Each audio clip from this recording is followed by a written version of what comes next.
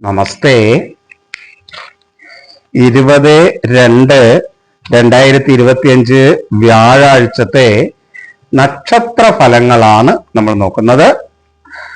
നമുക്ക് ആ ഗ്രഹനില ഒന്ന് നോക്കാം.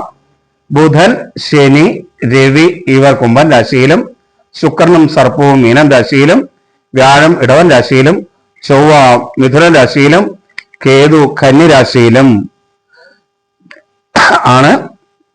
ചന്ദ്രൻ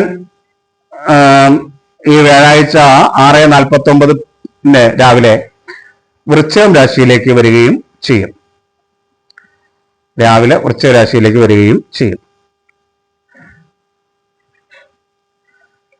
നമുക്ക് നോക്കാം. ഇപ്പൊ ചന്ദ്രൻ വൃശ്ചിക രാശിയിലും സഞ്ചരിക്കുന്ന സമയത്താണ് നമ്മൾ ഈ ഫലം നോക്കുന്നത്. നമുക്ക് നോക്കാം.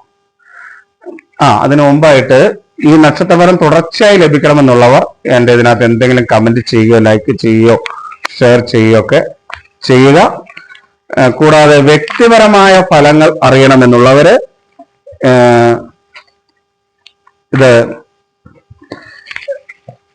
ഇതിൽ കാണുന്ന എൻ്റെ വാട്സാപ്പ് നമ്പറാണ്. അതിലേക്ക് നിങ്ങളുടെ ഡീറ്റെയിൽ മെസ്സേജ് ചെയ്യാം. അത് മാത്രമല്ല, ഇത് ഒരു ദിവസം ചുമ്മാ വന്നിരുന്ന് പറയുന്നതല്ല, ഇതേപോലെ എഴുതി തയ്യാറാക്കി കൊണ്ടുവന്നിരുന്നാണ് ഇത് പറയുന്നത്.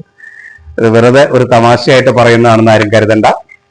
വളരെ സീരിയസ് ആയിട്ട് പറയുന്ന കാര്യം തന്നെയാണ് ഇത്. അത് എല്ലാവരും ഒന്ന് മനസ്സിലാക്കണം. അതേപോലെ നിങ്ങൾ അതുകൊണ്ട് തന്നെ ഈ സീരിയസ് മനസ്സിലാക്കിക്കൊണ്ട് ഇത് കേൾക്കണം എന്നുള്ളവർ ഒരു തമാശയായിട്ട് പറയുന്നതല്ല എന്ന് മനസ്സിലാക്കുക. ഇതിന്റെ പുറകിൽ കുറെ അധികം അധ്വാനമുണ്ട്. അപ്പൊ എല്ലാവരും ഇത് ഷെയർ ചെയ്യും, കമന്റ് ചെയ്യുകയൊക്കെ ചെയ്യുക. അതുകൊണ്ട് ഈ അധ്വാനത്തിന്റെ ഒരു ഇത് നിങ്ങൾ മനസ്സിലാക്കുക ചെയ്യണം. നിങ്ങൾക്ക് പ്രയോജനപ്പെടുന്നുണ്ടെങ്കിൽ നിങ്ങളിത് ഷെയർ കൂടാതെ ഒരു കമന്റും ചെയ്യുക. നമുക്ക് ഫലത്തിലേക്ക് വരാം. 20/2/2025 വ്യാഴാഴ്ച മേടം, ഇടവം, കർക്കിടകം, കന്നി, മകരം രാശിക്കാർക്ക് ശുഭവും, വൃശ്ചികം രാശിക്കാർക്ക് മധ്യമവും, ചിങ്ങം, ധനു രാശിക്കാർക്ക് ദോഷവും, മിഥുനം, തുലാം, കുംഭം, മീനം രാശിക്കാർക്ക് കഠിന ദോഷവും ഉള്ള സമയമാണ് 20/2/2025 വ്യാഴാഴ്ച. നമുക്കിനി ഓരോ നാളും പറഞ്ഞ് വിശദമായിട്ട് നോക്കാം. അശ്വതി, ഭരണി, കാർത്തികക്കാല്, മേടക്കൂറുകാർക്ക് പൊതുവെ അനുകൂലമായ ഒരു ദിവസമാണ്. എല്ലാ കാര്യത്തിലും ഒരു ആത്മവിശ്വാസവും ഒക്കെ ഉണ്ടാകുന്ന ഒരു ദിവസമാണ്. അലസത കൂടാതെ കാര്യങ്ങളൊക്കെ ചെയ്തു തീർക്കുന്നതിനൊക്കെ കഴിയും. ആരോഗ്യപരമായ കാര്യങ്ങൾ ശരിയായിരിക്കും. എന്നാൽ മനസ്സും ബുദ്ധിയും അത്ര അനുകൂലമായിരിക്കില്ല. മാതൃസ്ഥാനീയർ അത്ര അനുകൂലമായിരിക്കില്ല. എന്നാൽ പിതൃസ്ഥാനീയരിൽ നിന്ന് അനുകൂലമൊക്കെ ഉണ്ടാകും. ചില അംഗീകാരങ്ങളൊക്കെ മറ്റുള്ളവരിൽ നിന്ന് കിട്ടും. അതേപോലെ വിദ്യാർത്ഥികൾക്ക് പൊതുവെ ഗുണകരമായ ഒരു സമയമാണ്. ബന്ധുജനങ്ങൾ അനുകൂലമായിരിക്കും. വാക്കുകൾ ഭംഗിയായിട്ട് ഉപയോഗിക്കാൻ കഴിയുമെന്നുള്ളത് കൊണ്ട് കാർത്തികർക്ക് കുറച്ച് മേന്മയുണ്ടാകും. സുഹൃത്തുക്കളൊക്കെ ഉണ്ടാകുന്ന ഒരു സമയമാണ്.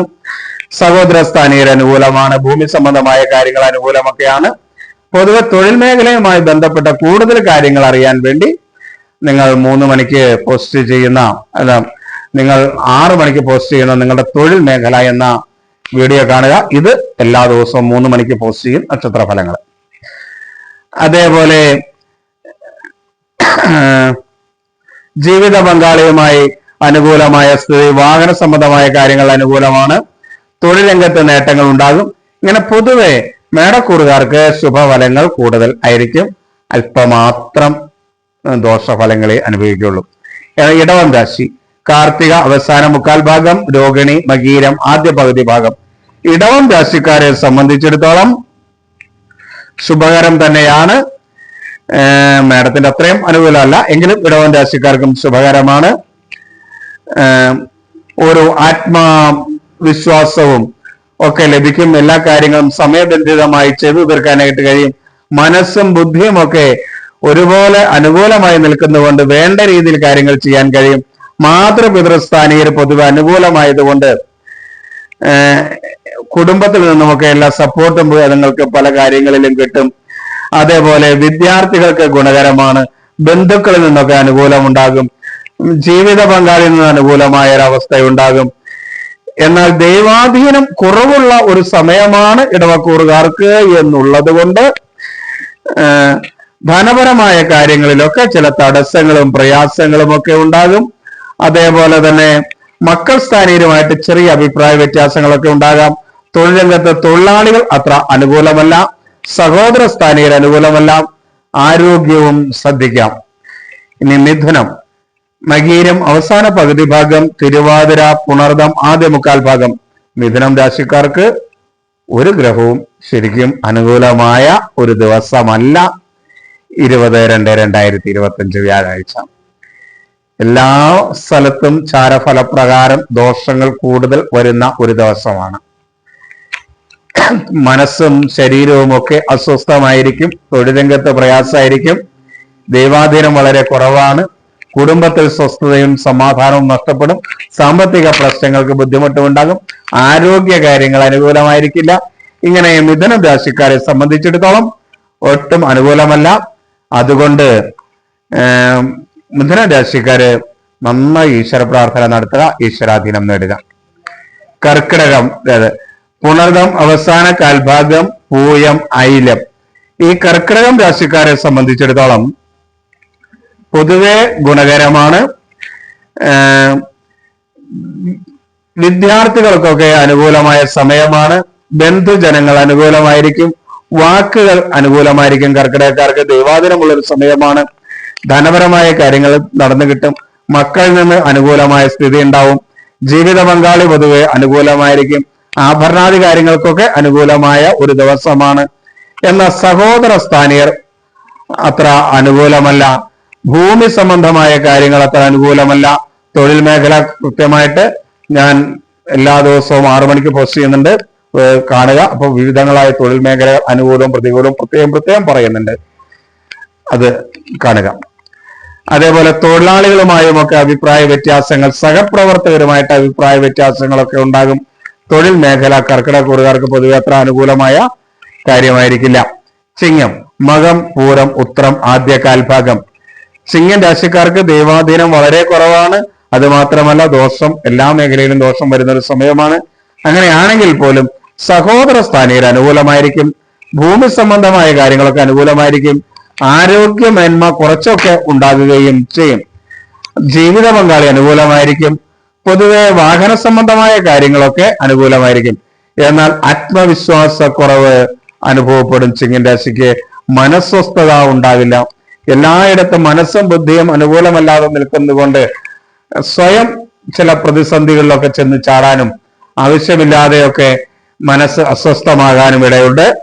അതേപോലെ വിദ്യാർത്ഥികൾക്ക് അത്ര അനുകൂലമല്ല. ബന്ധുജനങ്ങൾ അനുകൂലമല്ല. വാക്കുകൾ അത്ര അനുകൂലമല്ല.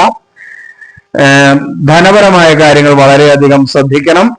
മക്കൾ സംബന്ധമായ ചില അഭിപ്രായ വ്യത്യാസങ്ങളൊക്കെ ഉണ്ടാകാനും സാധ്യതയുണ്ട്. അതേപോലെ തൊഴിലാളികളുമായിട്ടൊക്കെ അഭിപ്രായ വ്യത്യാസങ്ങൾ ഉണ്ടാകും.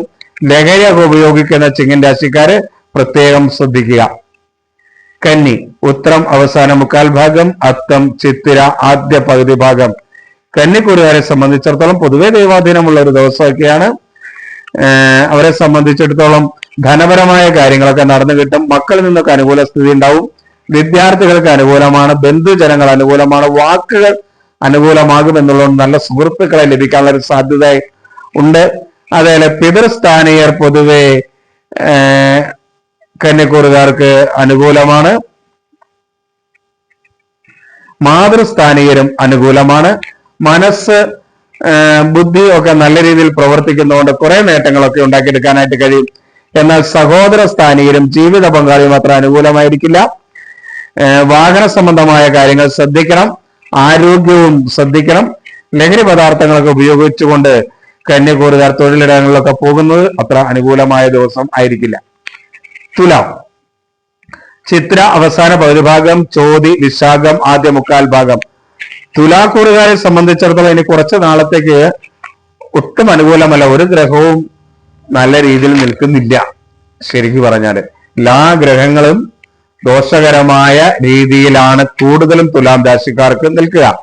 എങ്കിലും ജാതകം കുറെ അനുകൂലമാണെങ്കിൽ മാത്രം ചെറിയ മേന്മകളൊക്കെ ഉണ്ടാകുന്നേ ഉള്ളൂ. തുലാം രാശിക്കാർ കർമ്മരംഗത്ത് പ്രവേശിക്കുന്നതിന് മുമ്പ് നാമം ജപിക്കുക, ഈശ്വരാരാധന നടത്തുക, ക്ഷേത്ര ദർശനം നടത്തുകയൊക്കെ ചെയ്യുന്നത് വളരെ നല്ലതാണ്. കാരണം തുലാം രാശിക്കാർക്ക് ഒട്ടും ദൈവാധീനമില്ല. അവരെ സംബന്ധിച്ചോളം ശാരീരികമായ അസ്വസ്ഥതയായിരിക്കും. മനസ്വസ്ഥതയും തുലാം രാശിക്കാർക്ക് പൊതുവെ കുറവായിരിക്കും. അത് കഠിനദോഷമുള്ള സമയം കൂടെയാണല്ലോ. ദൈവാധീനമില്ലാത്തത് കൊണ്ട് കുടുംബത്തിലും അസ്വസ്ഥതകൾ ഉണ്ടാകും, ജോലി സ്ഥലത്തും അസ്വസ്ഥതകൾ ഉണ്ടാകും.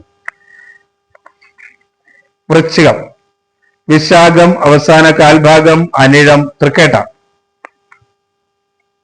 ഈ തുലാക്കൂർ എന്ന് പറഞ്ഞാൽ ചിത്ര അവസാന പകുതി ഭാഗം, ചോതി വിശാഖം ആദ്യ മുക്കാൽ ഭാഗമാണെന്ന് പറഞ്ഞല്ലോ അല്ലെ.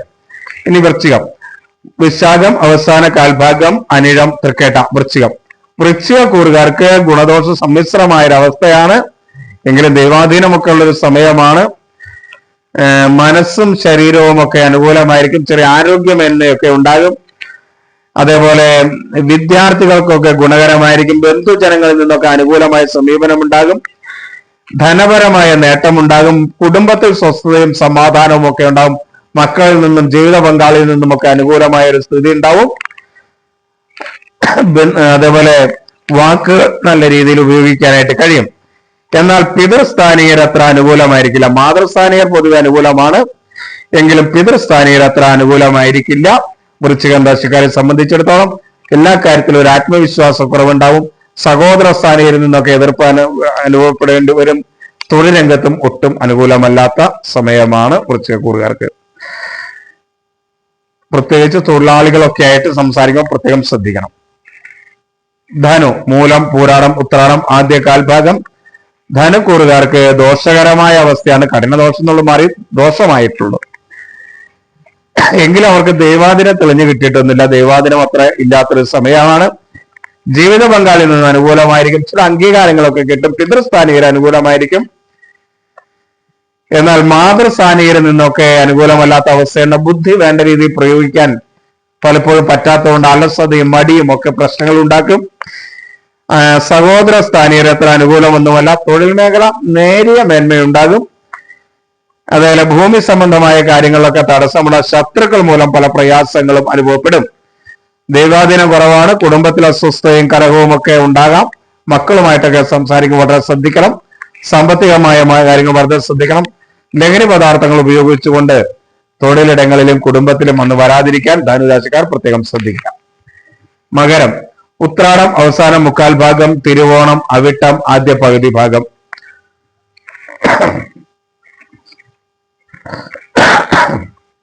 മകരം രാശിക്കാർക്ക് പൊതുവെ ദൈവാധീനമുള്ള ഒരു ദിവസമാണ്. പൊതുവെ അനുകൂലമാണ്. എങ്കിലും ആത്മവിശ്വാസക്കുറവ് ഉണ്ടാകുന്ന ഒരു ദിവസമാണ്. അതേപോലെ മനസ്സ് ബുദ്ധിയൊക്കെ വേണ്ട രീതിയിൽ പ്രവർത്തിക്കും. അതുകൊണ്ട് തന്നെ എല്ലാ കാര്യങ്ങളും ഒരു നീക്കുപോക്ക് ഉണ്ടാക്കിയെടുക്കാനായിട്ട് മകരക്കൂറുകാർക്ക് കഴിയും. വിദ്യാർത്ഥികൾക്ക് അനുകൂലമാണ്. ബന്ധുജനങ്ങളിൽ നിന്നും സുഹൃത്തുക്കളിൽ നിന്നൊക്കെ അനുകൂലമാണ്. വാക്കുകൾ നല്ല രീതിയിൽ ഉപയോഗിക്കാൻ കഴിയുന്നത് കൊണ്ട് പല പ്രതിസന്ധികളെയും തരണം ചെയ്യാനായിട്ട് കഴിയും. ദൈവാധീനമുണ്ട്. ധനപരമായ കാര്യങ്ങൾ നടന്നു കിട്ടും. ജീവിത പങ്കാളിയിൽ നിന്നൊക്കെ സമാധാനപരമായ ഒരു അന്തരീക്ഷം ഉണ്ടാകും. കുടുംബത്തിൽ ഒരു പരിധിവരെ സ്വസ്ഥത ഉണ്ടാകും. എന്നാൽ സഹോദര സ്ഥാനീയർ അത്ര അനുകൂലമല്ല. ആരോഗ്യവും അത്ര ഗുണകരമല്ല. മനസ്സ് അനുകൂലമാണെങ്കിലും ശരീരത്തിന് അത്ര അനുകൂലമല്ല. ആരോഗ്യ പ്രശ്നങ്ങളൊക്കെ ഉണ്ടാകും. തൊഴിൽ രംഗത്തും അത്ര അനുകൂലമായ സമയം അല്ല.